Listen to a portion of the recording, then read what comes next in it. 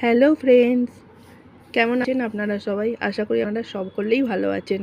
আজ এই সকালবেলা থেকে ভিডিও চালু করলাম। এটা ব্রেকফাস্ট, রুটি আর হচ্ছে এটা বরবটি বলছি, বিনস আর পেঁয়াজ কলি দিয়ে একটা তরকারি আছে।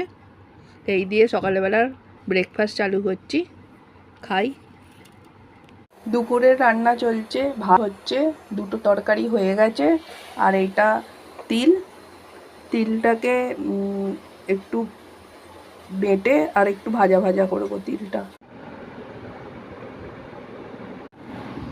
আজকে দুপুরের মেনু ভাত, গরম গরম ভাত, আর ওইটা তিল ভাজা, ঢ্যাঁড়স পেঁয়াজ দিয়ে রসুন দিয়ে আদা দিয়ে একটু কষা কষা।